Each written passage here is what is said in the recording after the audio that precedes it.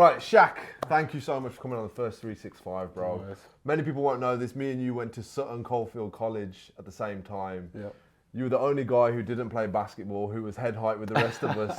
And we were like, someone recruit that guy to set screens. Since then, you've become a champion boxer. You've done amazing things in your career. If people don't know who you are in terms of your accolades in the boxing scene, what have you won? What is kind of your record, and what is it that you've achieved in that sport so far, just to set the scene? Yeah, so started as a professional in 2017.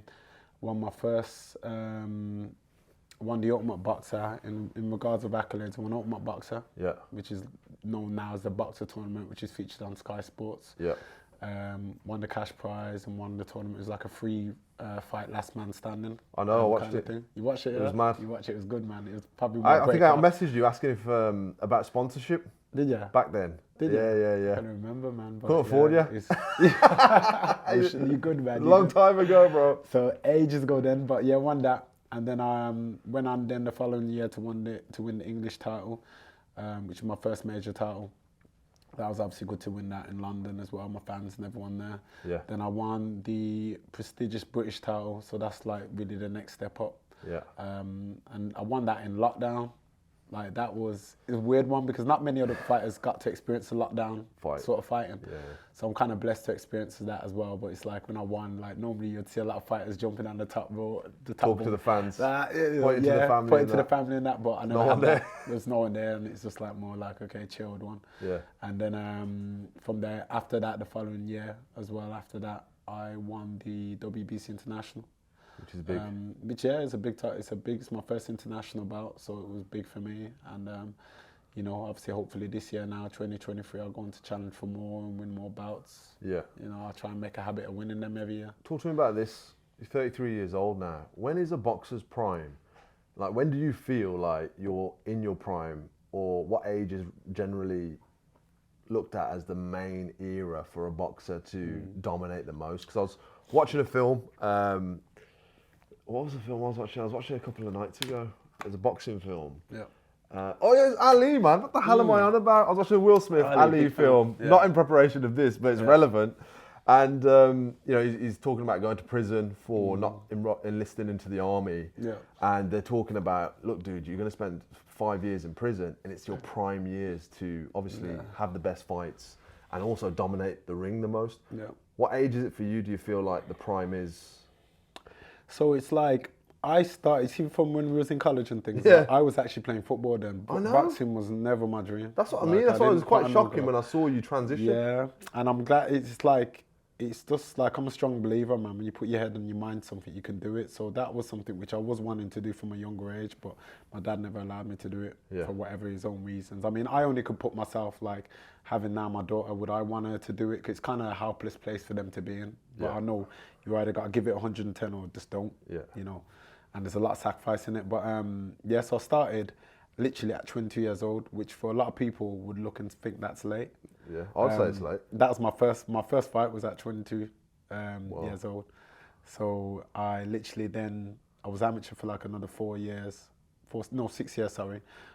Started at Second City, then went to Eastside, which I'm currently at now, and had my first professional fight at 28. So I've got low mileage on the clock, although I've done sports majority of my life.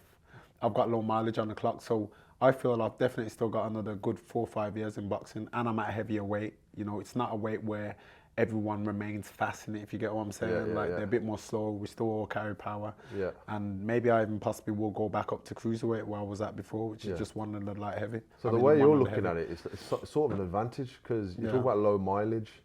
Ring time is obviously a big blessing when it comes to experience and knowing how to manage a fight. But for yourself, you're looking at it as, actually, I haven't had my head hit as many times. My body's in a different condition.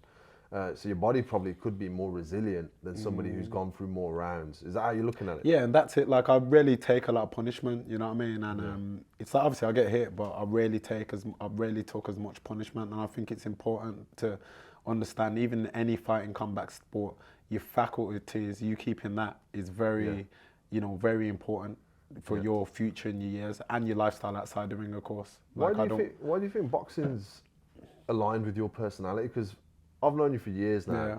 You've never been an aggressive person, No. not to stereotype boxers, Yeah, but yeah. a lot of boxers, they carry, you know, Yeah, Mike Tyson, if you look at Mike, he's, you know, I'm going to eat your kids. That was the whole Yeah. vibe that we kind of grew up seeing as kids about boxing. But you've never been that, I've never seen you angry. No. Obviously, I don't mean that's as a positive or a negative, Yeah, but no, of course, you've always yeah. been a real chilled, laid back, approachable guy. You know Yeah. what I mean? And then to obviously be in such a violent sport, let's call it what it is, bro. It's violent. It is People violent, are getting yeah. their heads punched in. You know, people having accidents and not recovering at all in some cases.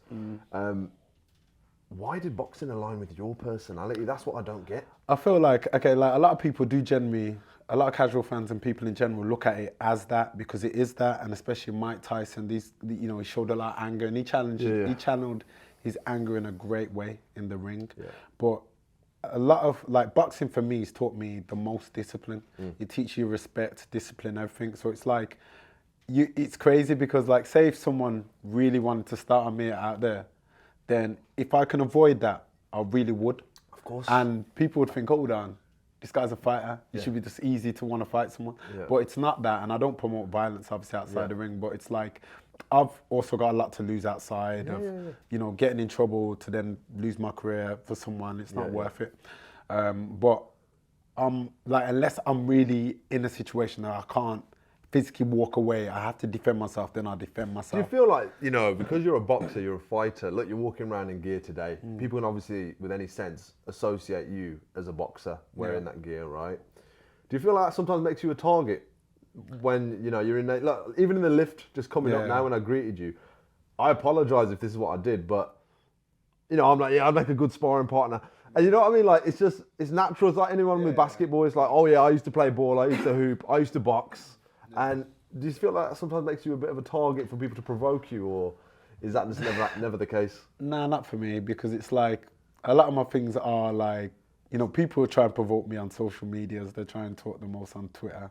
They try and talk the most on Instagram. And even generally, in general, like boxing fans ain't loyal. Like, it's not like they've got football, you know, your football fans and they're loyal to their team, they ain't going to change. You never see like a Villa fan then switch to be a Birmingham fan, really, you know what I mean? So, and vice versa. So it's like, they're not loyal fans, they support who's winning, and that's that. They can like you as a fighter, like I like him, but they're not like going to really do much. You got one or two who will try and pick you up, but like, it's like literally you have to, how can I say it, man?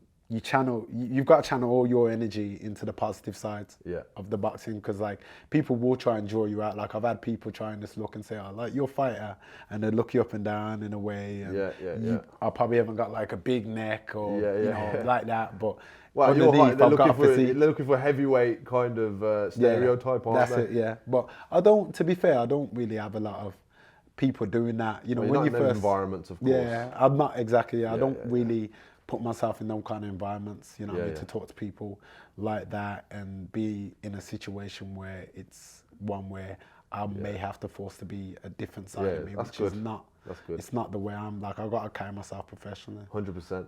When I'm thinking about boxing, I'm thinking about risk. So I used to do kickboxing, and that was from the age of 12 to 16. I wasn't allowed to fight. But my brother was older and he was allowed to fight, so he had an amateur kickboxing fight. It was hilarious. That was a kickboxing fight, but once you're in that ring for the first time, obviously I don't know what your first experience was in those, you know, first days of the amateur career starting at 22. But my brother forgot everything about technique, boxing, and he just wanted to knock this guy out. So it wasn't a kickboxing fight anymore, it was a pure boxing fight. Street fight, it was a street fight. I remember everyone in the crowd just constantly shouting, kick him, just throw a kick. Going for him, You know, you'll hurt him more with a kick, but this guy's just trying to land that one punch.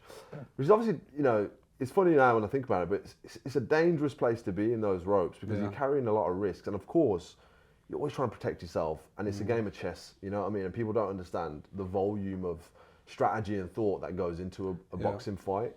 But one of the questions I wanted to ask you was, a lot of people in this world will go through life and never have the experience of actually knocking someone out. And I wanted to ask you what you feel like when you know, when that environment is on, you're in the ring. Yeah. This person holds the key to the next stage in your career. Yeah. You know, it's all about advancement. You've got a serious percentage of fights that you've knocked people out. What does that actually feel like, bro? So it's like, that's a good question. Not a lot of people generally ask as much, you know. I mean, I've done school visits and they've said like, they went on to that and asked and you try and swerve it. But for me, it's like, it's, you know, you're in a physical battle. If it's obviously an early night's work, the feeling's a bit different. But when you're in like a physical battle and you go in and you come to like round 8, 10, and then you can get someone out a bit later, it's almost like a sense of relief as well. So because all that adrenaline is going through you, it's a sense of relief that, okay, I don't have to do another 3 rounds, another 2 more rounds to try. Over. It's over. But you're also, in the back of my head, I'm also praying that that person's all right, because remember, I'm just doing my job. I don't want to hurt this person. Like obviously, okay, it sounds cliche, like, okay, I do want to hurt you in the ring because I want to you know, get the fight over and done with. But I pray that we both leave safe, because outside of this, we both have families. Exactly. You know, and he's just trying to put food on the table for his family, like I'm trying to do the same. So it's not any hate, and everyone more or less well fought, you know what I mean, and things. There's no animosity, you know. We understand as fighters what, you know, the difficulties, what is going into boxing, and all the hard work we put in. So it's like, it's one of them sports I can't hate another person. Yeah. You know what I mean? But so the knockout, it's not vindictive. It's never been vindictive where you just wanted to just annihilate someone, and afterwards you feel like, But you have to have a sense of, a switch has to like literally the switch for you in the ring. That's the respect angle you were talking about. Yeah, now for me, when I get in the ring, like I'm nice outside the ring, and then inside of the ring, like I literally just got to go into a mode where it's like, okay, it's basically killed or be killed. Yeah, it's because dog. you're trying to hurt me. I'm always constantly, for example, I'm thinking about my family. I'm thinking I've got a beautiful 7-year-old daughter, and I've got to get back to her. I've got to get this ring back to her. Yeah. You know what I mean? So I so happen to pick a crazy sport where the death toll is very high, and I just pray every time I'm in there, man. Get the job done, and then I'm able to walk away and go to my family. 100%. It's obviously a good feeling when you hurt someone, you knock someone out, you know, in the sense where, but I'm used to it now, because it's not, you don't just do that in fighting, you do that in preparation, leading up in sparring with the headgear and people you're sparring and sparring partners. It's naturally, it happens all the time, but deep down in my head, I always pray that we both work out safe, and I hope that we both, you know, just literally, I don't want to feel guilty knowing that I've then put someone at like a mad health risk in a coma. It's not, I don't feel any boxer would like that feeling. I think that's really professional. Yeah. But I also feel like that moment where you connect clean, you've been in a battle, they crumble, that has to feel absolutely amazing. It feels good. When you look back and you've done trust me, like, listen, when you look back at knockouts and you think, oh yeah, I knocked him out good, that was a good shout. You love that. Like, you love that in yourself. And then obviously it's more your friends. Like, I get tagged in footage or they send me footage and you're hearing their commentary from the knockout, you know, they're going all crazy. Oh yeah, the background noise. Yeah, so everyone who's watching it then, it's like, okay, I know they're going wild by it, but because I don't, it's mad, like, I have to hurt this person because I can't be hurt, but I've also hope that we get out safe. Yeah. 100%. So, like, if I knock someone out bad, I'd really, really celebrate until they're then on their feet and I'm like, okay, he's all right, you can get out. That leads me to my next question, because obviously I've been in marketing now 7 years. Last time I saw you was on a shoot with a client, and the client brought you along as one of the models, Safe Jaws. Shout out Safe Jaws, by the way. Man. Amazing brand. Want to sponsor the podcast? That's the last time I saw you, and that's when you were just starting in boxing. There was a UFC guy there as well. Mark Diakis is his name. Yeah, that's him. Yeah. You know, obviously a fighting brand. And then I haven't seen you since, apart from on social media and on TV. Yeah. So when it comes to my background, obviously it's all been marketing. It's all hype. It's all creating desire. It's all grabbing attention, provoking people to take action, click shit. That's my job. Which you're good at, man. Thanks so much. You're good at, man.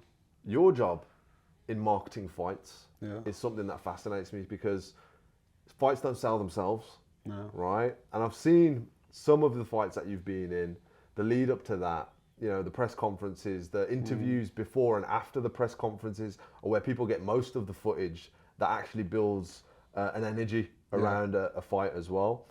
How much of that is real versus how much of that are you as fighters consciously saying, you know what, I just got to promote this fight, I've got to talk some shit, and I've got to get, you know, a bit of energy around this? Yeah, nah, all of it is very much real. Like, one of my opponents had a British title, that was back and forth, it was real. It was like London versus Birmingham. It was literally, all is real. You know what I mean? Like, what I've got to say on my mind, like, if I wake up and I've got things on my mind and I probably feel like saying things, I'll say exactly what it is, because it's like, I only can be real to me and real to myself.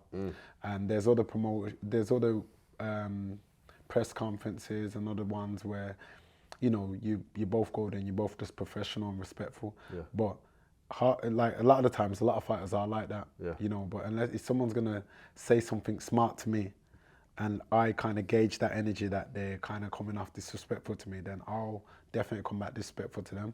But I feel like it more, in the weigh-ins, the tension goes up more, because in our weigh-ins, especially for me, and I think for a lot of fighters in the weigh-ins, it's like we have a thing in fighters, what we do, we have a drought period. So from 8 o'clock or 7 sometimes, some people, you don't let nothing touch your mouth after that until the actual weigh-in, which is about 1 o'clock. So you know you're going to feel a bit agitated, and you're looking at that person. So basically fasting. Yeah, basically fasting, yeah. And you're looking at that person, you're thinking, I've done all this because I've got to fight your ass, you know what I mean? Yeah. And you're a bit more, it's a stare down, so you're a bit more just like kind of... You're genuinely physically like agitated. Like, agitated, as much as you're about to fight this person, you're also like, I'm feeling like shit right now. That's it. And you do sometimes, like, my thoughts, if like, they could read my brain in my thoughts when I'm looking at someone, they're probably thinking shit. Yeah, because I'm saying the most in my head.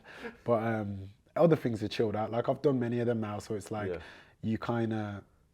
You know, it's routine stuff, you go through the motions, but excitement does sell though as well. So it depends, like I said, it depends what side of the bed I'd wake up on and the kind of opponent who's in front of me, man. But if they, like I said, if they're talking rubbish, I'll talk back. So it's not someone coming in there and saying, look guys, you know, social media wants to see this fight, and we know if you lot say this about each other, it's going to get, it's not that strategic. It's not that, I mean, don't get me wrong, you'll have some, I think at top... you'll have some people, it's more you see the more people who stir that up, it's like, you've got big boxing, how can I say it?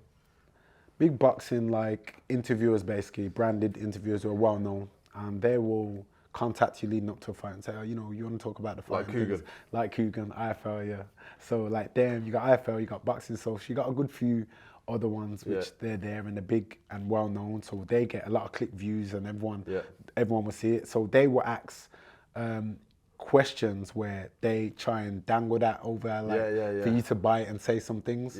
And then the moment you say anything, that will be the headline. That thumbnail, like, you know, you said this and that. And half the time, some of the interviews, like, say I put my name in on YouTube and then they've made someone's... misquoted or paraphrased. Yeah, the misquoted. And I'm thinking, bro, what's he said? He said something bad. Like, you're like, what the fuck's he said? But then when you sometimes look at the interview, actually it said shit. So, but that's part of it, isn't it? Yeah, of course it is, Do you think that's good for boxing? The whole social media attention and, you know, the provoking videos that these guys obviously create to get views. I think that's the difference right now between the YouTube side of boxing and professional boxing. Maybe sometimes professional boxers can be too professional. People don't want to see that sometimes. Sometimes, like someone like, I mean, don't get me wrong, like you got a Jake Paul KSI, and fair play to them, like they've actually improved as fighters. You can see that, like they've kind of got a little decency to them. Yeah, so they're all right, you know what I mean? They know how to do things now, and he's been doing it. But that's why they will get so many views. And you see in like their fights, from the first fight, it's like their whole shows are packed out.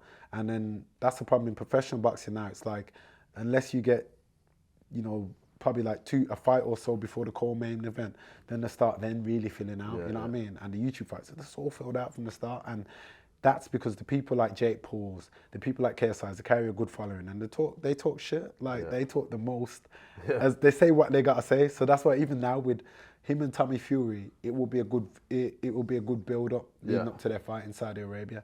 And that's the difference. Sometimes us as professionals maybe can be too professional. Fans want to see people talking the most.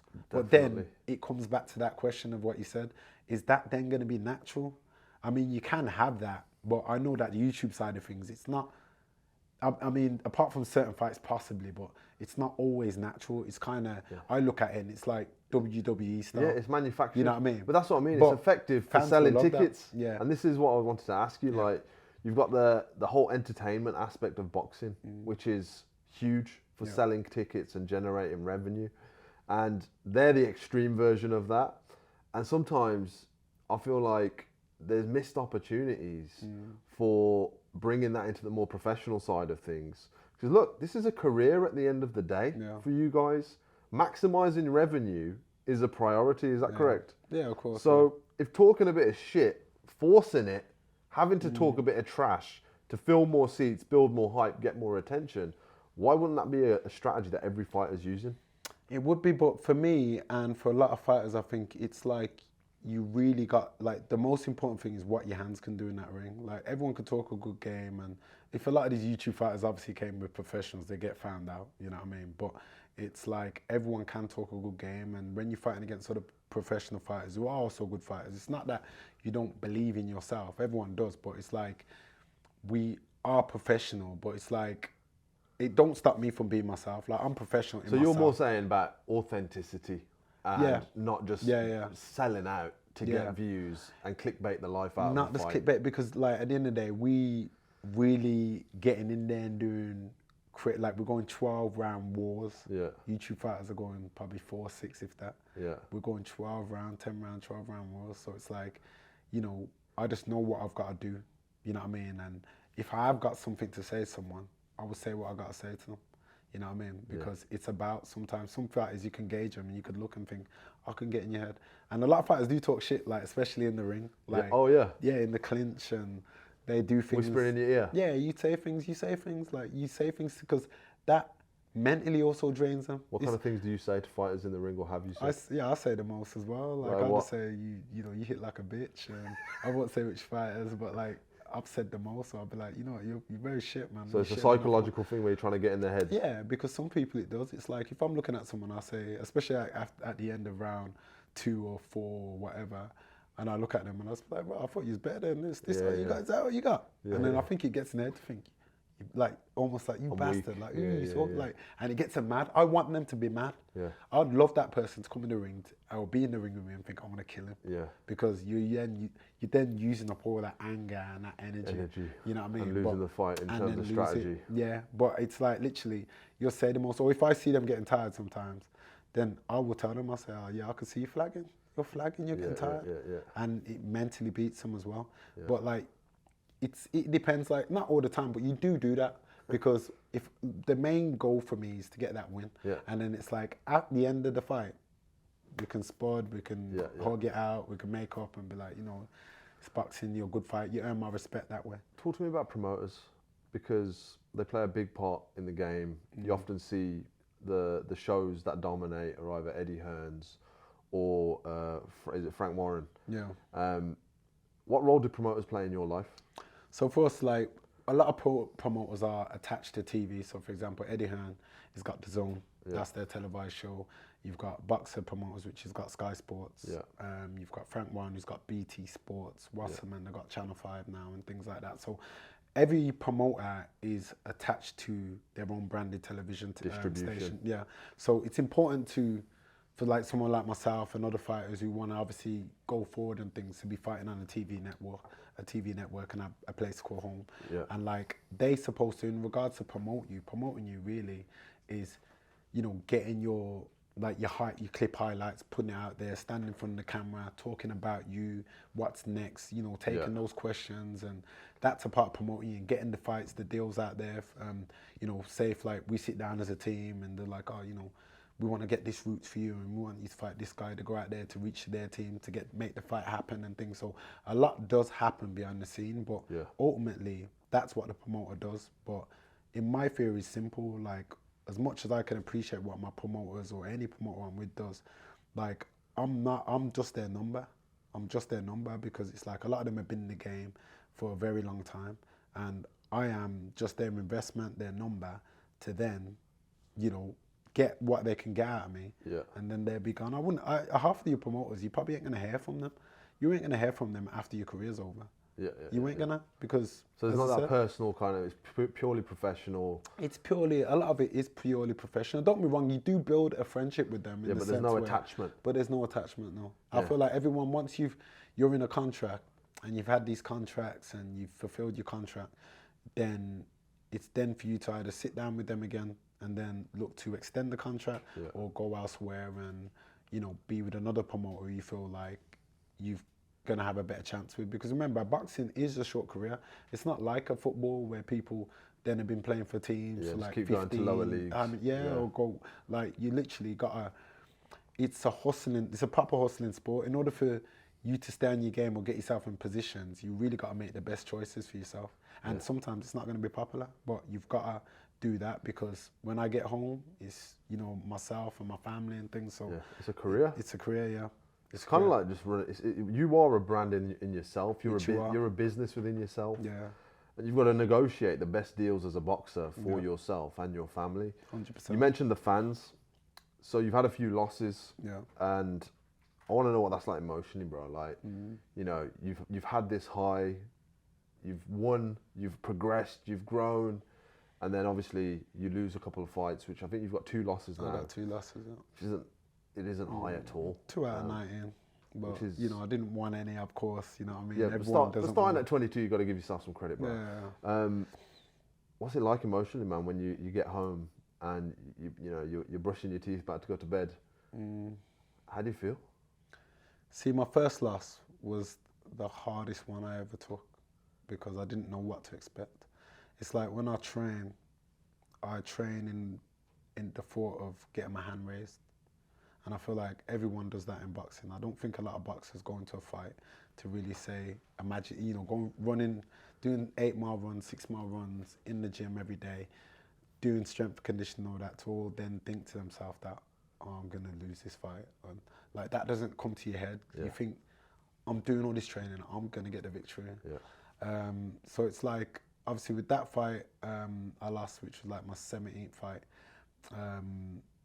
It was, again, kind of, it took probably a good week for it then to actually, the realization and the effect for it to kick in. Like, I was waking up in the middle of the night, just randomly just waking up, man. And obviously at the time, like, my girl was just like literally the one who was there, you know what I mean? And a lot of my people were hitting up my phone then, just like, yo, everything good, like, you're right, like, and everyone's checking in me, and I was like, because I've never been in a down state in my life. I didn't know what to expect, bro. And I was like, yeah, I'm good, man. Like, why is everyone messaging me, you know what I mean? And I'm all right. But does it kind of make it feel worse when people are checking in on you saying, are you okay? And you're like, I'm fucking fine. I think sometimes it can, because it's like, I'm not the best with my emotions, I'll be real. Like, since having my daughter now, it's like, she's brought out that side in me, because I was grown by 2 strict, like, strong parents. Like, I count probably in one hand, seeing them both cry. Like, I probably seen my dad cry once when his dad died, my granddad, and my mom's probably cried like twice when her sister died and things like that. So like, I've not literally seen most of that, you know what I mean? So I was raised around my brothers as well, so it was all boys and things like that. So I weren't good with it, but it's like, that was a tough one to take, I'm not gonna lie. And then it was when it was costing my sleep and just... Why do you think you were waking up? Were you having like panic attacks or like nightmares? Or... I wasn't necessarily having panic attacks. It was just the fact that I came to the realization, I knew that what's happened, but it was just like... Was it like shock? Yeah, it was like shock. Like, it's not real? It's shock, yeah. And it's like, also everyone on your social media, like for me, were tagging what's went down and things like that. So it's like... overwhelming, isn't it? Yeah, you need to kind of... I needed to come off social, like not come off like that, but just not even pay attention to it. Let it, you know what I mean? Blow over a little bit. Yeah, and eventually, obviously, like I literally, after speaking to people and things like that, man, I just thought, okay, I need a break, and I booked Dubai and that, and I just went with me and my partner then, and we went there, and I thought, you know what, I just need to clear my head. You know what I mean? Have a good one. Like, literally, I've never done a holiday. You know them clear your head holiday. No training. Is when you just don't care. Like, I'm not saying I'm doing craziness. Like, I never do craziness, but you go there and you just tap whatever you want to tap on the card. And you don't look at the, you just max it. And worst place in the world to do that, Dubai. Yeah, Dubai was like, it was a very expensive holiday. I say that. But I needed that. Yeah. And then I came back, and that's why even with this one now, like, I was more, like, although even this fight, my last fight, which I lost in that, it was a very close fight. It was a good fight. It was a good fighter. But it's a very close fight, and it's like also, you know, even within that year, you know what I mean, I had my own trials and tribulations. Like, I lost my younger sister, and then it's like literally from that, my close cousin, and there's loads of things were going wrong, and then like I wasn't as active in the ring neither. Like, I only fought like once before that fight coming up in that year or before, and it was just like I weren't as active. But after when I looked at it all, I looked at the bigger picture, and I thought, you know what, Shaq, man, like, you've come a long way. This is probably the first time I looked at myself and genuinely told myself, like, you've come a long way. You've had such a challenging year the year before, outside of boxing, with the deaths and everything, and I thought, it's fine. Like, I literally thought, it's fine. We'll get back on the horse, we'll go again. And that one never really affected me like that. Yeah. Like, although I thought, like, a lot of people, didn't really affect me. It was a close fight. A lot of people thought I'd done enough, but I was fighting their champion and their platform, so you kind of also stacked against it. But it was a close fight. Like, you can't really argue it was a close fight. But that one was a lot more better to take, like, because it's not, I kind of also had to focus and look at my positives and not be too hard on myself, because I am someone who's very hard on myself sometimes. Yeah, you're a proud guy, always have been. Yeah. And that's one thing that I find difficult to process as well. It's like taking losses in business, fighting, whatever it is, taking an L is hard. You know what I mean? It's a part of life, though. You know what the thing is? We all take losses in life. We all have. No one goes through life without taking losses. When you're losing family members and people close to you, you're taking losses. You know what I mean? And we've got to overcome these obstacles. Do you think that gave you better perspective, losing those family members, on bigger picture and, you know, what part boxing actually plays in your life? I don't know, because it's like I do try and separate like, you see, when I get home, I try not to really, unless I'm really having them days where I want to study like my favourite fighters, for example, and I'm looking back on the throwbacks or whatever, then I have my study days where I genuinely think, okay, let me look and watch this fight, or you look at things or look back even at my older fights and see what I could do better, because I never watch anything to see what I've done good. I'm always focusing on what I could do better, and you've got to be hard on yourself. But I try and, like I say, I separate my personal life, but with boxing and those, it opened my eyes to a lot more, because when I won, like, for example, the British title and all these other titles, like, your phone don't stop ringing. But when You're hot. Yeah, you're hot. Everyone, people want to give you things. They want you to come here, sort you out this, and your phone don't stop ringing. Honestly, after my fight, sometimes when I look on my notifications on my phone, it's seriously crazy. To a point I have to literally put the messages like, look, I try and generally get back to everyone, because I don't want to seem. People don't think that you get messages. You know what I mean? Like, people think, oh, I've sent them a message, he's ignoring it. You know what I mean? So you put something like, I'll try and get back to everyone. You know what I mean? Whether it's going to take me a month, how many weeks or whatever, I will get back to you all. You know what I mean? And it's like, I do generally do that. I get back to them, but like, you learn a lot in this fight game. Like, when you're down and you're low and you're not as hot, no one's really shouting you. You're dusting. Yeah, no one's really shouting you. And I always say this, like, you see people in life, in anything, with anyone, doing what, like, even you doing what you're doing, anyone, like, people will count you out before you can ever count yourself out. Like, and that's the main thing, to keep the fire burning yourself and understand that. Like, I know why they probably ain't calling me, because they're not, they ain't got my brain, they ain't got my mindset, they don't know how much I'm going to bounce back from whatever it is. And I've been through loads. Is that what you expected, though, when you were coming up in the game? Because you obviously went unbeaten for a while. Was that just something that you expected, that people weren't going to hit you up, or were you thinking, you know what, if I ever lose a fight, if I ever lose a couple of fights, these same people that are surrounding me right now, that are calling me, trying to get hold of me, trying to endorse me, sponsor me, do all of this cool stuff, won't be around? Was that something you anticipated? Nah, not really. I mean, to be honest though, like, my whole mindset is like, as long as the people around me My family are proud of me. Like, that's what makes me sleep good at night. Yeah. You know what I mean? Knowing that my family's nice and they're happy with me. Yeah. You know what I mean? As a person, and I'm doing something with them. Like, I do a lot outside the ring as well, which I find my own pleasures in doing to help other people. But that's what makes me sleep better at night. I feel like people are always, like when I first went into boxing, people will always put their doubts and negativity on you. Like, they'd be like, oh, you're going to boxing. Like you said, you've seen me at college. I'm not an aggressive person, really. Yeah. You know what I mean? Boxing. Like that's what I'm saying. So a lot of people, like, they'd put that negativity on me and they'd be like, oh, you going into boxing? And then the first thing they normally say, oh, what happened if you get knocked out? And trying to put fear in your mind. Put that into you. They try and inject that in your mind. People, man. But I'm just like, I'm good. Yeah. And then, like, once the journey then builds up and then you are blowing, you're doing it, then they're like, oh yeah, man, you're their G and you're their brother and everything. And it's not that. I feel like people are naive to certain things. Ignorant. And that's what it is. Yeah, they just don't understand the full thing. They just don't have the wisdom and knowledge. So it's like... But let me ask you this, though. Sorry to cut you off. But you're a proud person. Yeah. To be a boxer, you have to have a certain level of confidence. Yeah. Like, self-confidence is huge. And like Mike Tyson says, he was traumatized as a kid, so that's why his anger was so high, and he just used his anger to overcome challenges, right?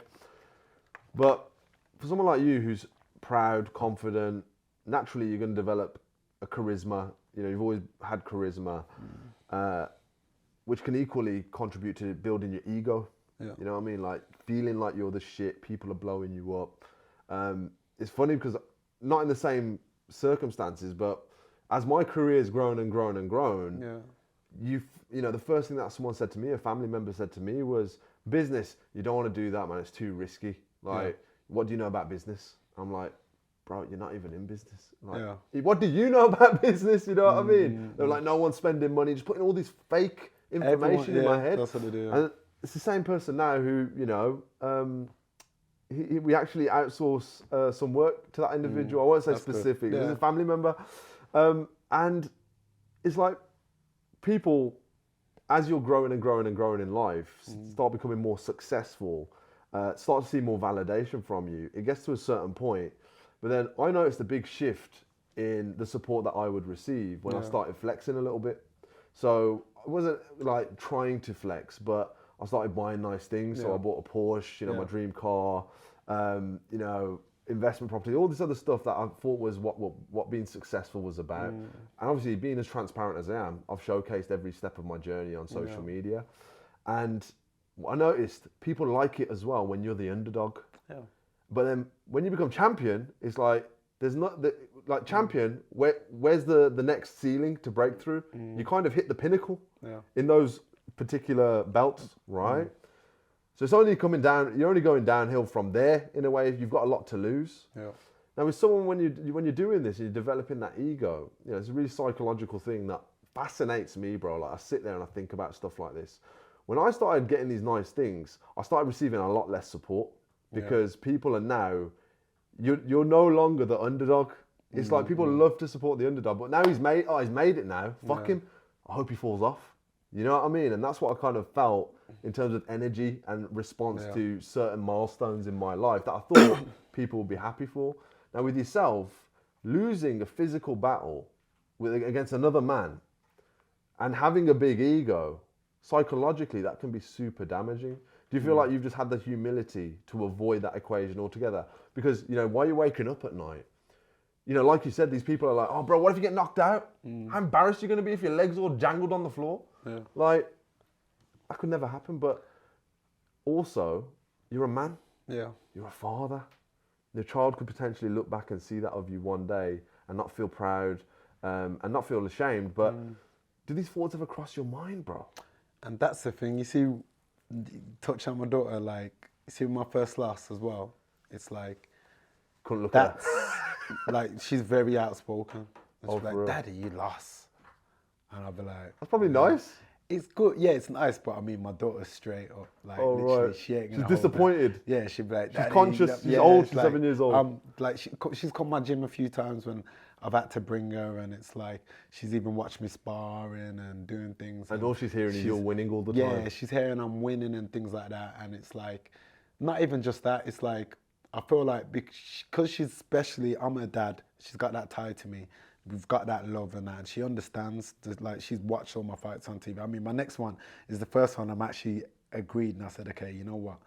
I'm going to bring you to this one. Wow. Like, my next one, I'm going to actually bring you, because I feel like she understands things a bit more now. I know she's only 7, and some people say, oh, no, they shouldn't, or whatever. But I don't want to also keep away her seeing and feeling the atmosphere. The good experience. atmosphere. And I want her to be proud of me. And like, you know what? I'm looking, and all these people are here to watch Daddy. To watch Daddy and all the fighters and that. So I'm going to involve her, because, as I say, I'm pushing on in my career as well. Yeah. But I know for a fact, you see, when I announce a fight, for example, I'm in a lot of people's group chats, probably even my good people who I know, like good people who I know, basically. Obviously, I've got my bona fide friends, but I mean, good people I also know. And they are telling you, floating predictions, and probably thinking, oh yeah, Shaq might get knocked out this one, and oh, you really think? And not everyone who will buy a ticket is there to secretly support me like that. And it's not me putting a pun out. I'm just talking real shit. Like, people will generally come there, and it's like, okay, so you've got your bona fide fans who are supporting you out of love and respect. Your casual fans who are also supporting you, and other fans who are also buying a ticket because they want to see what happens. You know what I mean? Like, that's exactly what it is, and it's just the world and life we live in. You know what I mean? And even when you did touch on about the whole, you know, you're winning, you're confident, and things like that, like, people, a lot of people, and I find it with this city, like... This city? Well, when I go to London and Manchester... What city are you talking about? I'm talking this city, Birmingham. When I go to Manchester, London, Liverpool, these other boxing cities, and I know it's probably because they don't see me often. I know what you're going to say. But them lot will stop me, and then will... And it's not a thing that I want. I don't need my ego stroked. You're not looking for validation. But they recognise what you're doing. I still get that in Birmingham, don't be wrong, but it's more like, I can see you looking at... I could see you before you see me in a way like that. And if I see someone I know, I'll go up to you. And then some people are, oh yeah, Shaq there, but I'm human. Like everyone else, you know what I mean? But if I see anyone, like if I seen you in time before I came here, like, I'm going to praise you what you're doing. And I'm like, you know, and it's not because I'm blowing smoke up the ass or anything. It's just that I recognise that you've put the groundwork in and you're doing something good. And it's sometimes good to give someone their praises. Why I say that? Because I don't know what kind of day you've had today. I don't know what kind of day someone else happened with anyone else. So you could be going for anything. And that one thing, just looking at you and saying, you know what, I see what you're doing, man. I'm proud of what you're doing, man. Nice. You know what I mean? You're putting the city on the map, and people do that. And some days it's like, you've got to feel good on that, and it makes you want to think, do you feel like other cities get behind their fighters more than Brum as a city gets behind their fighters? 100%. Why do you think 100%. I don't understand. It's just got a weird stigma. You see me, like, I've done a walkout with JK, for example, because I recognise him as a good Birmingham artist, and he's a real one as well. Shout out to JK, because he's a real one as well, and, you know, he's obviously someone who's into boxing himself and done things, but I put him on because it's like, no, I'm not obviously put his career on, but I put him on in with the whole coming out of my show, and I really appreciated everything. You've invited him, you've collaborated with him. And it was good. I won that fight. I knocked out the guy. I had a new bout, and that's supporting Brum. That's like, he's someone who does, as someone, a lot of people in Birmingham, like, he's a really major big artist, worked with Ed Sheeran, all these people, and he will always, in a way, support Birmingham.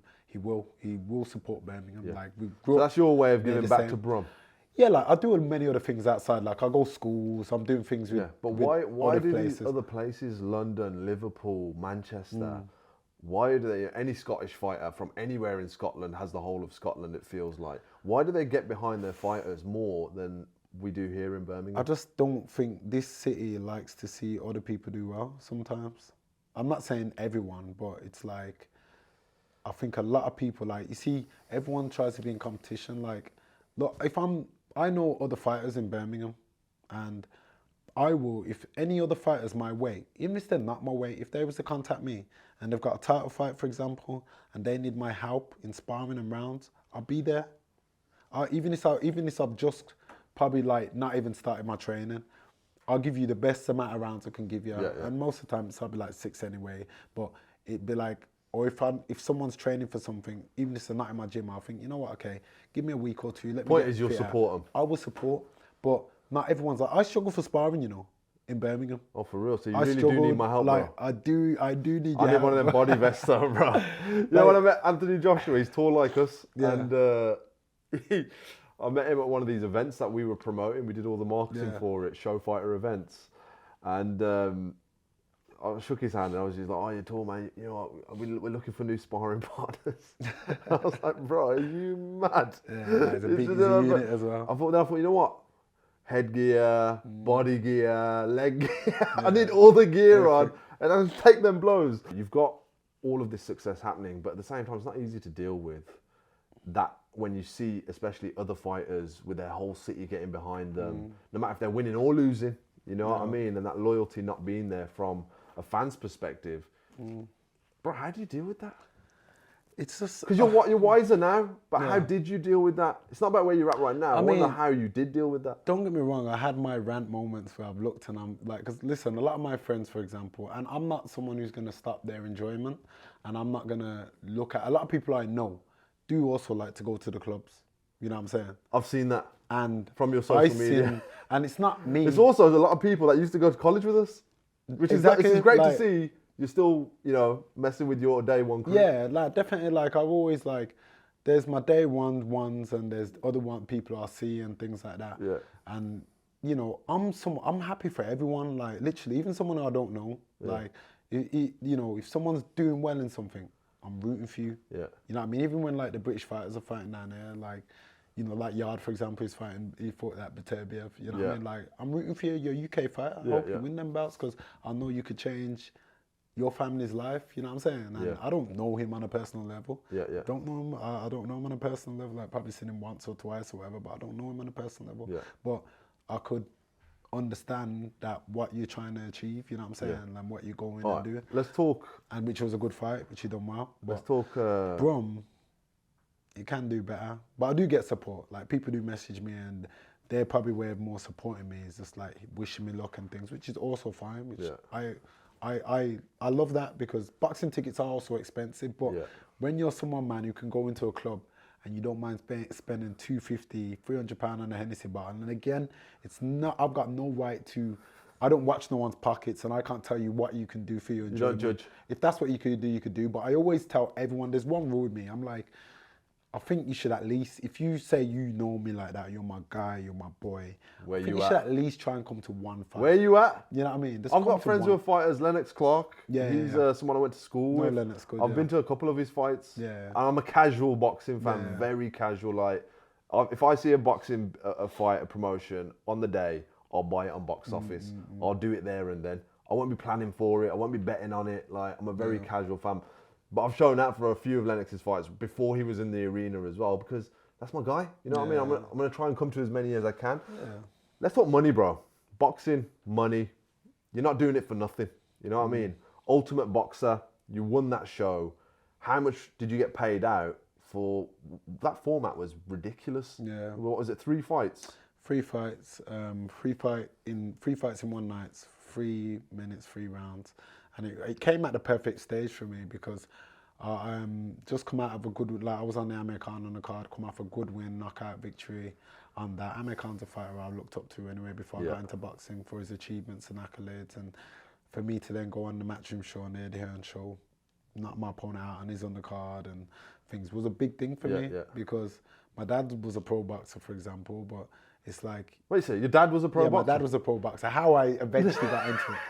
How I eventually got into it. You got to leave that detail out, bro. He didn't want you to be a boxer, and he was a pro boxer. So basically, when I was playing football, like I was at West Brom, I was playing football for a while, and I'd be able to do a bit of the training in the gym. Like my dad would bring me, because I was a young one. He couldn't leave me at home. My 2 older brothers, Amwar and Andre, they were boxing, and as amateurs. So like none of them went pro in the end. And Wow. But my dad obviously done it more to support the family as a pro. You could probably say he was a journeyman, to be honest. What's a journeyman for people that don't know? So a journeyman is someone who basically, they fight on the road, you know what I mean? They get a call, they ain't really got a promoter. They get a call, got a fight here, this city, it's going to be in a week's time. It's normally like that, a week or 2's time. You're up for having this fight, and it's kind of like, this is what we're going to pay you, and like, And don't get me wrong, there's journeyman out there who make good money from fighting every other weekend. You know what I mean? But they're not expected to win. They're not expected to win, but sometimes they do. Like, sometimes they turn it around. Sometimes they think, you know what, tonight's the night, I'm going to bang him out. And they just think, you know, I'm going to do something different. But it's like, if you become like a threatening journeyman as well. You won't get booked. Also, so that's the real shitty side of boxing, if I'm being honest, because it's like, when you've got, imagine a kid who you've got coming up, without a promoter, and you've just got a manager. Your manager's job is to try and get you to like 5-0, 10-0. Yeah, so these are record builders. We're trying to get you into about 5-0, so they could then put you on the stage. So the record builders in a way, but he's also got to protect you and make sure that you're going to be fighting someone. It's not a case where they say, here's 500 quid, take a dive. It ain't that. Right. It's like they just got to go make sure that they picking your opponents right on your early stage, because it's like Brad Pitt in Fight Club when he comes out of nowhere and bangs out the main man. And they're like, yo, why did you send that guy to that guy? Money, when you won that, you got X amount of payout. What was that? So they advertised it as 50, and then it's like the second, third, and first person, it's like that got split. Oh. So in the end, I ended up walking away with 16. What? Yeah, that's how it was. So you came into this as you're winning a prize fight. The winner's going to take 50 grand, and you walked away with 16 cash. Yeah. Bro, what the fuck? That's how it was, bro. I wasn't expecting you to say that. No, that's how it was, bro. I'll tell you, that's how real it was. That's dead? Yeah. But it was good for promotion, don't get me wrong, but look. But the way they promoted it was like that way. You know what I mean? So it was a shock. When did you find that out? More or less near the day. Round 2. Like, I know it. But I found out, I swear to God, like, I found out on the day, even like... On the day? For me, it was like, obviously... Well, maybe it's not a bad thing if you're thinking, you know, if I don't win, I'm going to get some dough anyway. And let me think of it like, it's like, it was good for what it was at the time, because I was only fighting 3 rounds, and it was easy for me, to be fair. Yeah. It was easy tournament, but it's like, I done all that, won, and the knockout bonus, which I also thought would have been there, wasn't there. So it was like a new format, and they were starting up. But now, it's mad, because now they've changed over. They are giving that. Oh, so I kind of feel hard done by a bit. Yeah. But I've got to obviously other stages of my career where I'm getting paid way more. So talk to me about the actual commercial side of boxing right now. When you're going for those British title fights, just give me an example. What does it look like? What are your revenue streams? Because you're not a man who's, well, you are, obviously, you're doing things here, there, you know, you're starting the brunch club, which I want to talk about as well. Yeah. But your main income is from making fights happen. So your income isn't that consistent. You know what I mean? You can't fight, you can't earn. How do you actually get paid in boxing? So for me, I have a lot of sponsors. Like obviously, Everlast, I've got other sponsors. So how do they pay you? Is it annual thing? Yeah, like you get paid from these sponsors like more on like a. For me, it's more like on a monthly basis. Okay, so like retainer. Yeah, so I've kind of got good sponsors like that. Yeah. Obviously, I've got like House Cavani, a suit company. Yes. Oh, bro, I see you on the M6. Yeah, you see me on there. You see me. I love it. Yeah, man. You know what's funny? Every time we go to visit my mom and I'm with my fiance Holly, I'm like every time I'm like, oh, there's Shaq. No, there's Shaq. And she's like, you've told me it 6 times. Yeah, like we've seen it. We've seen it. So everyone, honestly, a lot of people hitting me up about. I love that though. And from the back of that as well, man, like I'm also, well, I'll even give you an exclusive from the 17 days, what we're on. I'm doing London Fashion Week as well. So that's another big deal.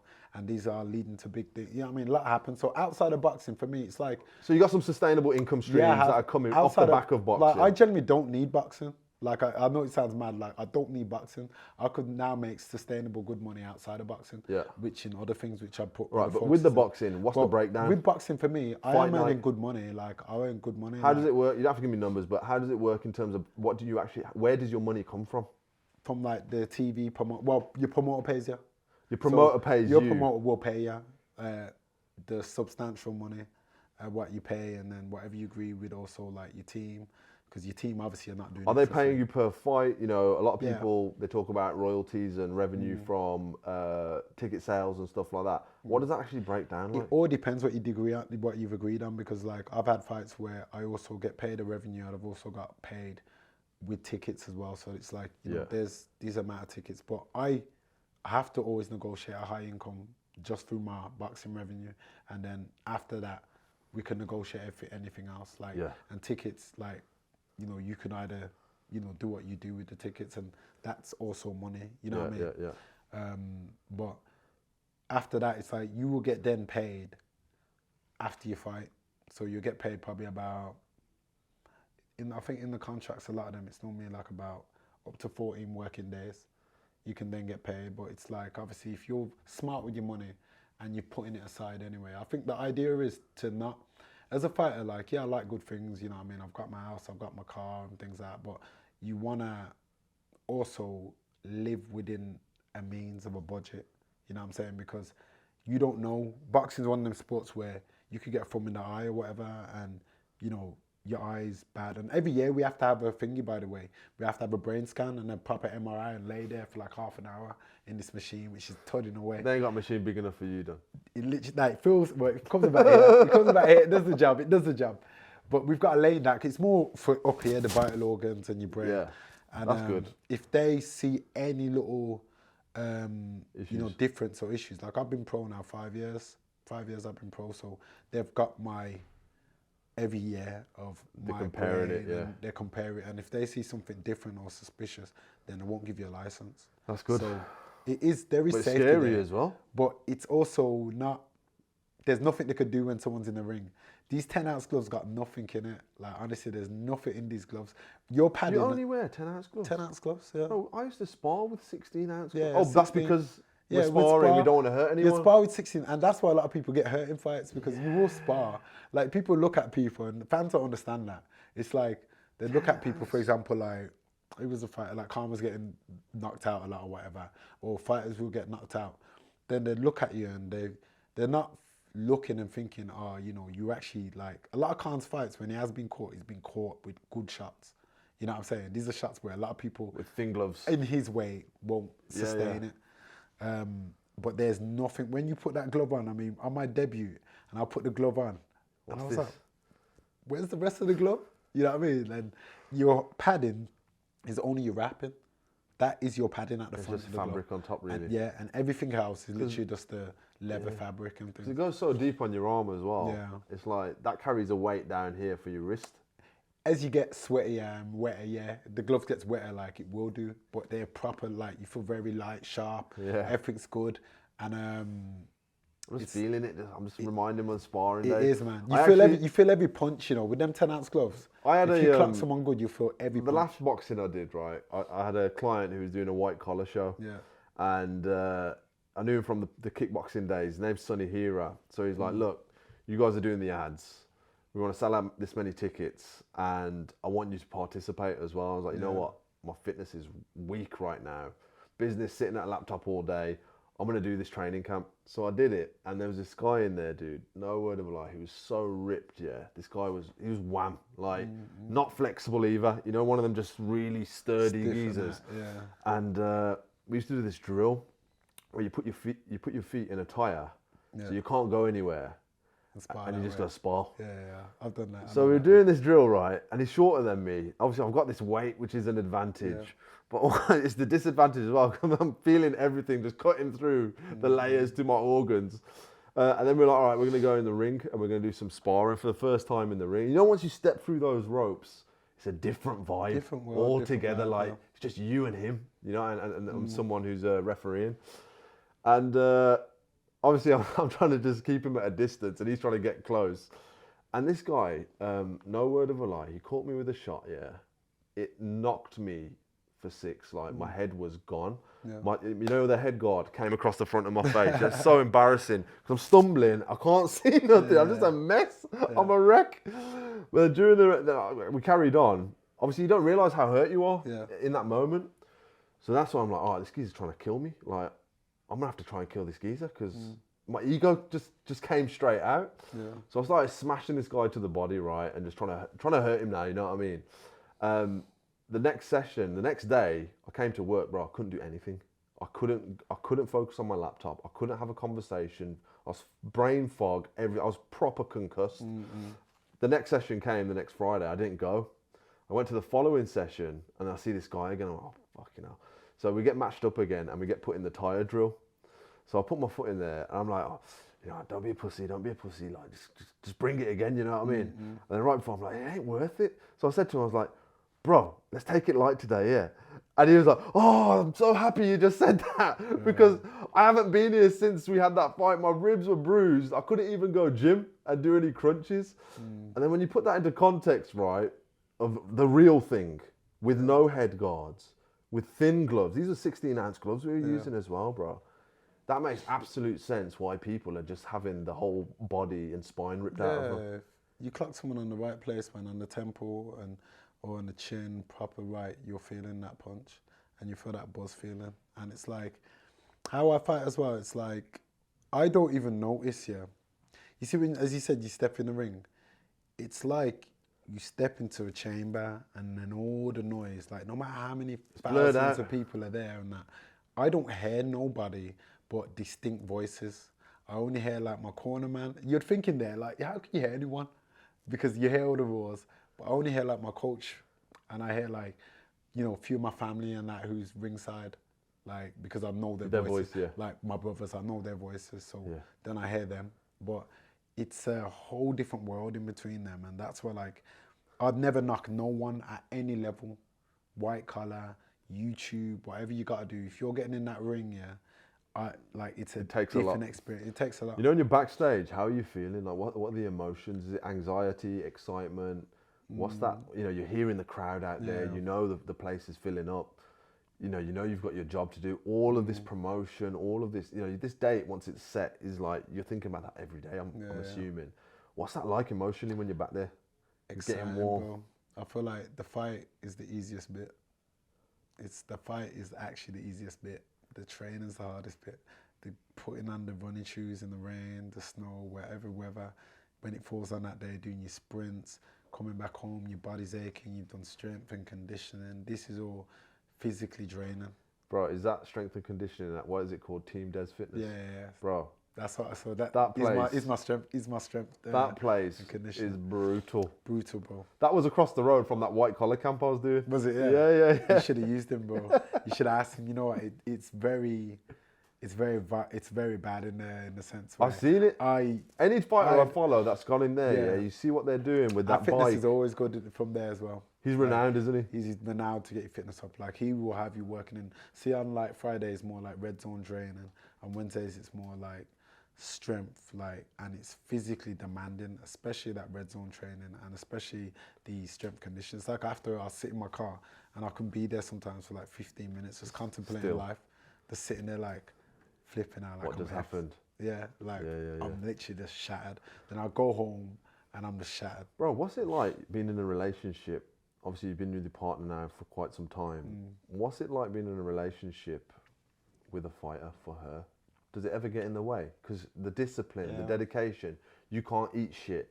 You can't do, enjoy certain things that she might want to enjoy because she doesn't need to be in peak athletic condition all the time. Does it get in the way?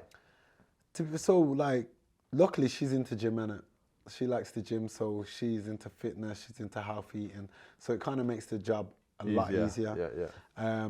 I feel like the more like you're with someone, I feel like a lot of the women, when you first probably do meet them, they don't understand as much until they actually see what you got, what you're doing, what you're going through. Like, obviously, she'll be at the fights and she's been a few times in the gym. Like, they actually see it. Then it's like, okay, like, I feel like women will have to see, and this, not, honestly, generally, women have to see that, or people in general have to see it to then understand it. Believe it. Yeah. But it's like, it does make it easier. She was like very understanding and, very supportive in that sense. Like my career always came to every fight and everything like that as well, and is always supportive. So it was a lot easier. I think the only challenging bit for a lot of fighters, not that you control that way, but it's like before, for example, fights, like about a month or two, like you don't want to be having sex, and they're the times where you probably do feel the most at your peakest, because it's like, training as hard as we are, you build a lot of testosterone. Like you'll build, like I got a high sex drive. Like I ain't shape say it, like my sex drive's high, but it's like at the same time, you build loads of testosterone training, and I feel like they're the hardest times, especially if you live together or you see each other often or whatever. Or sleeping in the same bed. Yeah, just simple spooning. You just probably just wanna, you know what I mean, get in there. give a little brother and sister on Yeah, the I way. mean, that's what I'm saying. That's So hard. I didn't it's even hard, think but about there's that. it's a lot of mental discipline, and I feel like you need. That's why, like a lot Like, of you people, need a partner who understands that. which like I luckily with that she did understand it. You know what I mean? Because I can't have someone who wouldn't understand that. That's like it's you could like, and there's times not even just that. There's times where Well, what we're talking about though, bro, is we're talking I've about. missed my own birthdays. I've missed their birthdays. Yeah, we're talking about intimacy though, aren't we? We're not just talking about, you know, having sex. We're talking about being intimate with your partner. Yeah. Naturally, you're not even going to want to get too close because you know it's going to stimulate you. You know you're going to get horny, and then you're going to be like, all right, I now got to make a decision about my career or my immediate gratification. And especially when they're walking around them little booty shorts in the house and that. It's fucked. Like, obviously, when you're with your partner, you've been with them for so many years, you're comfortable with them, and like, they're not exactly going to want to cover up and do everything what they want to do. So it's just like, when you're at that point, don't get me wrong, I'm very, like, I've got very much a lot of self-control of myself. Yeah, like, yeah, I'm yeah. not someone where I'm like, oh my God, I need, but Yeah. it's like, it Not does like take me two then. to understand. Like, trust me, after that, My though, missus wishes I would after- go into a fight camp. She wishes listen. I'd leave her alone for 2 months. after the fight, I'll be breaking the brakes off it, bro. Straight up. Talk to me about the future then, bro, because like you said, you know, I'm more interested about the economy around being a fighter and how you're looking at, you know, your next 20 years. Forget your you know, your next 5 years. Your next 20 years, what does that look like for you financially? Because you're going to need to, you've got a certain set of skills, experience here. How do you envision monetizing that, you know, commoditizing that, being a business within yourself already? Is it you want to look at getting a 9-to-5 and working in a business and having them take that responsibility?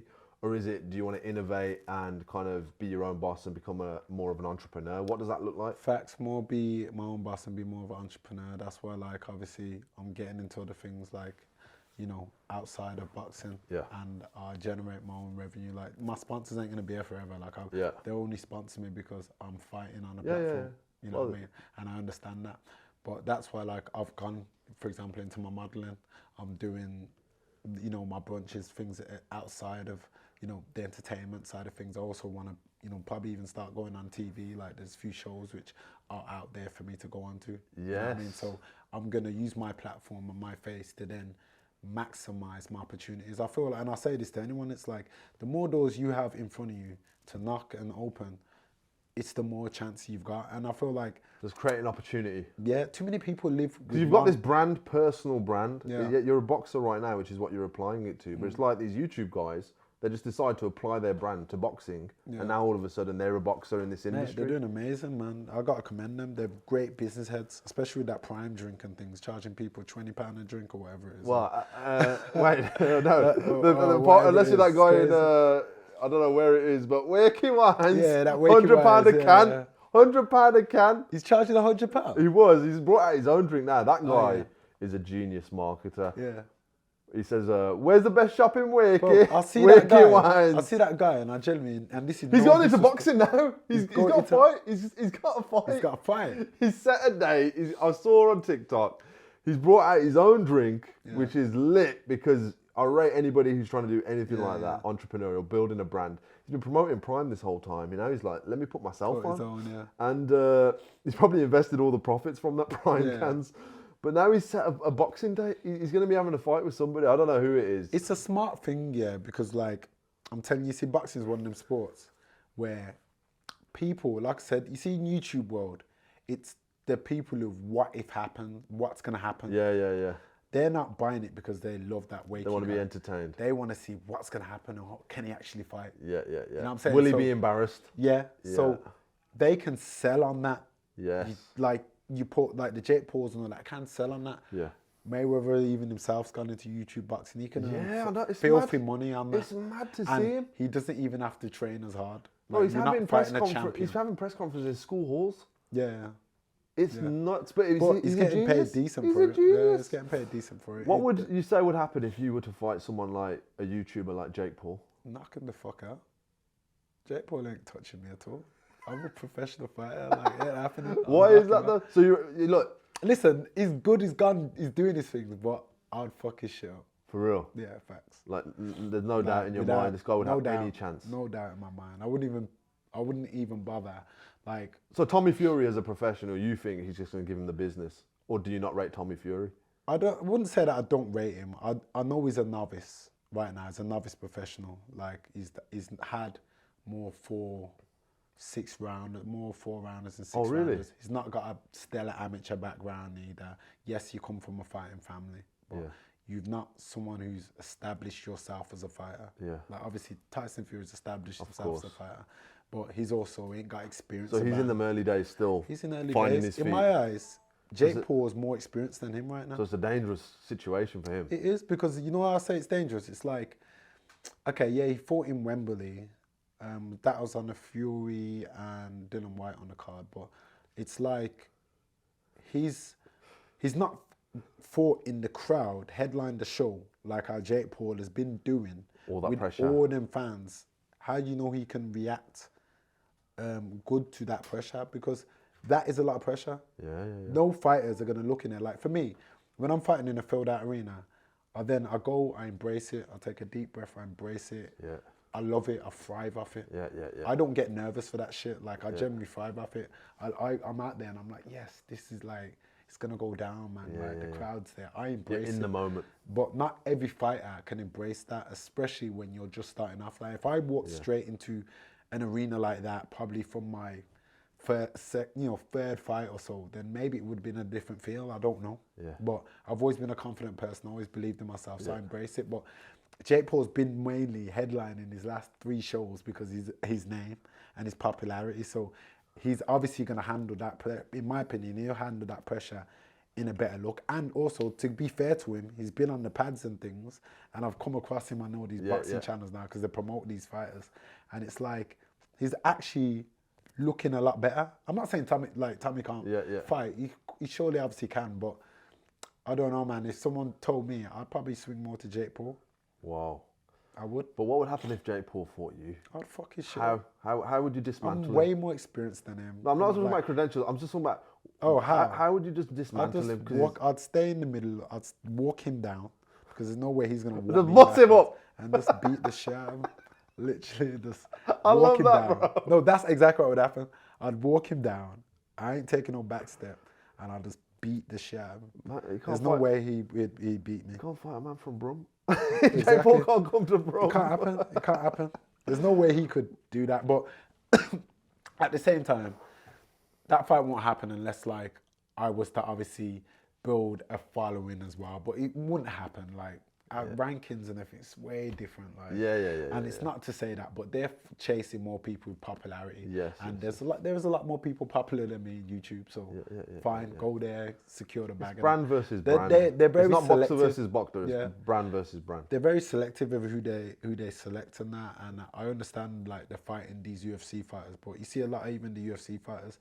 It's rare that a lot of them have got really good stand-up game. Yeah. You know what I mean? Yeah, like, they're all wrestlers. They are all wrestlers. Like, don't know, the 2 UFC fighters I've sparred, Tom Breeze, Fabian Edwards. So I sparred them. They'd come at times. You sparred boxing with Fabian? Yeah, like, we've done sparring. It's more like they'd come at time because it's like that's how they would develop their stand-up game. Right. Like, obviously, every time I've looked at them, I said, don't bother throw no kicks and don't grab my leg. You know what I mean? Like, obviously, banter, but I've sparred with them because it's like preparing sometimes.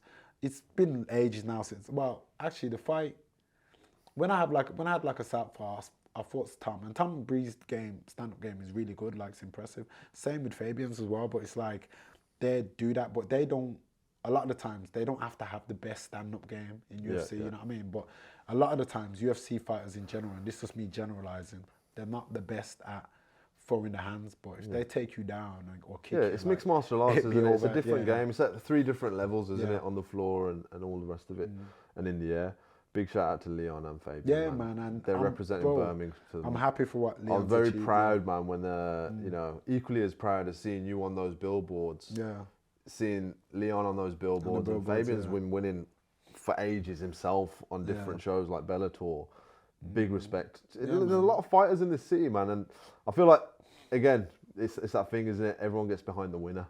But not a lot of people were screaming for Leon before he became champ. That's why his emotions came out, and he Yeah. said as it was. Yeah, I mean that whole look at me now and Yeah. things like that. And it's funny enough you said it. Like I seen him like a few weeks back, man. You know, when sometimes you're doing your family duties and he's with his kids and things, and like he's just in Star City doing his thing. You know what I mean? And Yeah. it's one of them. I seen him, and I if I see someone like that, I'm like, yo, congratulations on what you've done. Yeah. You achieved all the best with this camp going ahead, man. You know what I mean? And same thing, like. I genuinely wish the best. People from my city, bro, I wish the best for them. Like 100%. I don't care, even if I don't know you, then I wish that, you know, if you're on the TV doing something at a platform, or even if you're not on the TV, if you're starting your podcast, I wish you the best, bro.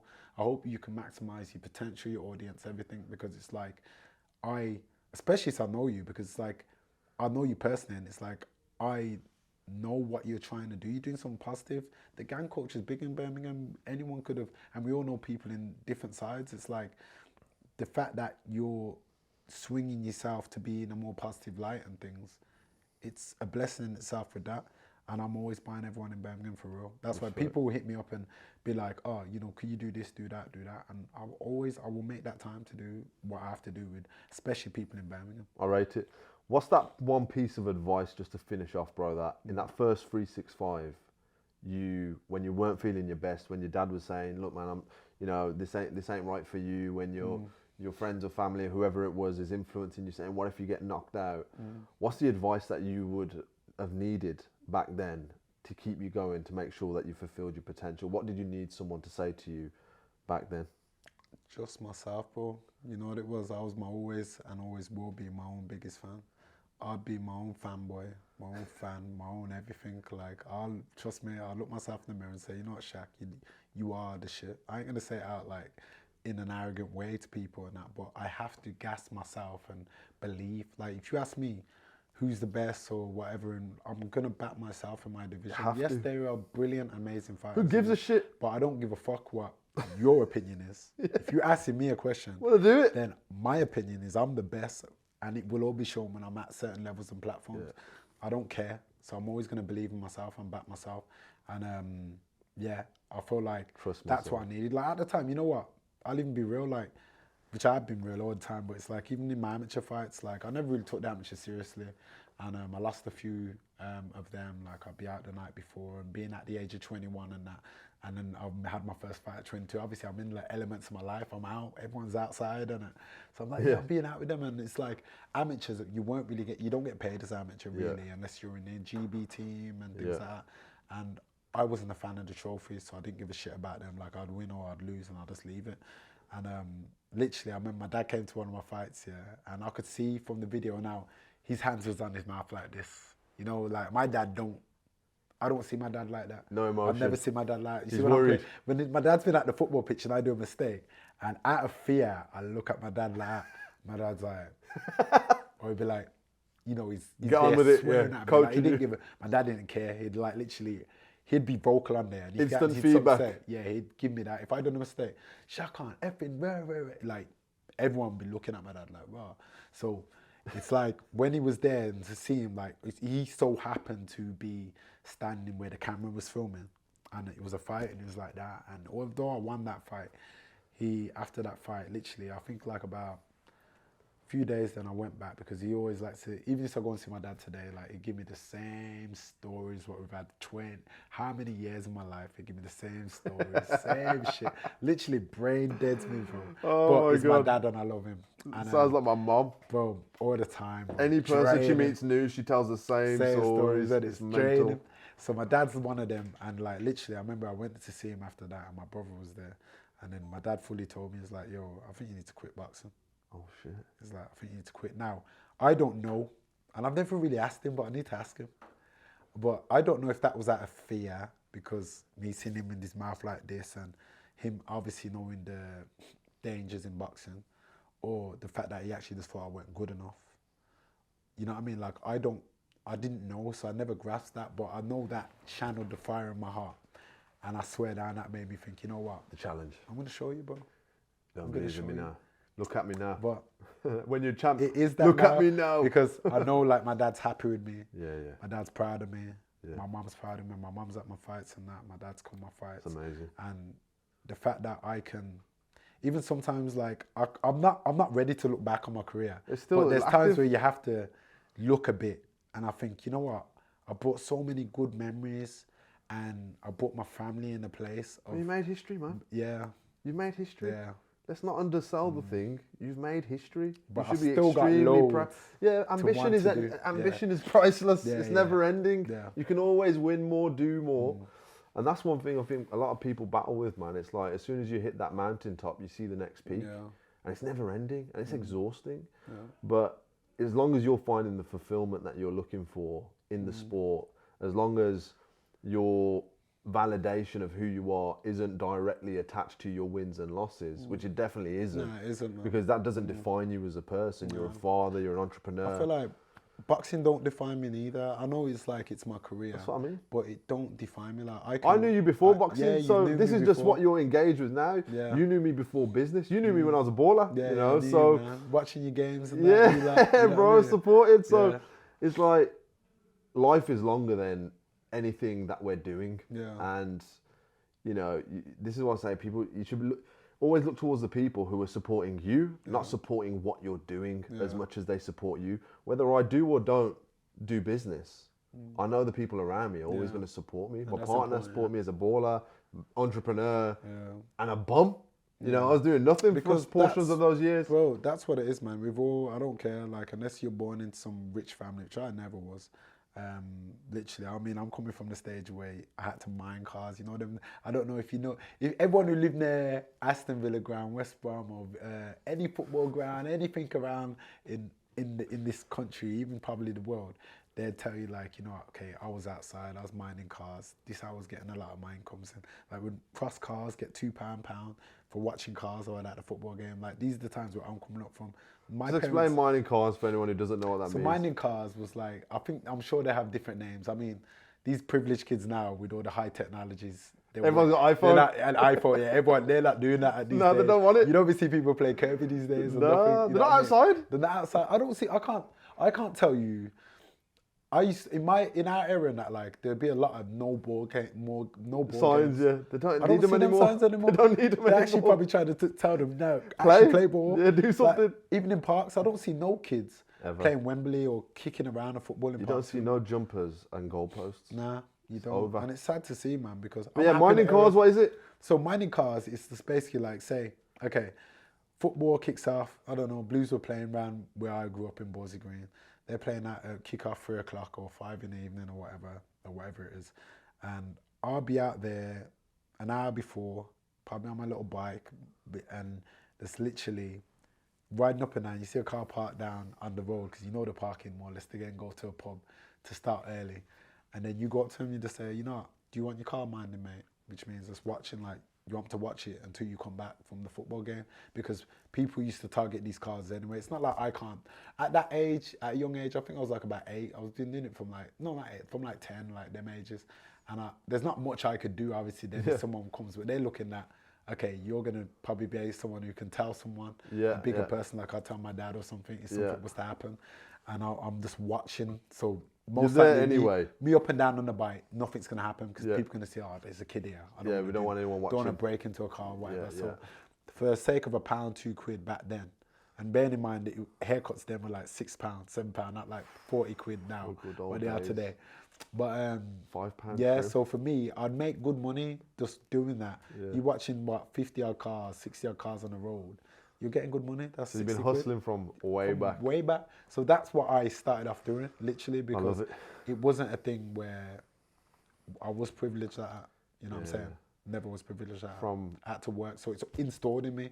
If I ain't got, even if I was, there's some people, if they lose it all today, they go crackers.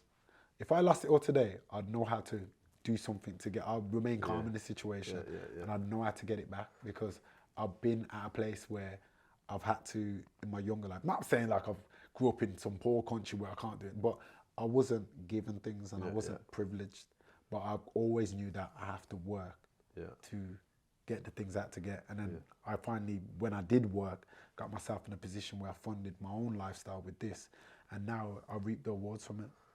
From outside the stadium to fill in the stadium. Let's leave it there, brother. Thank you so much, man. Respect. I appreciate your time, man. Definitely. Respect, man. Thank you so Always much. love.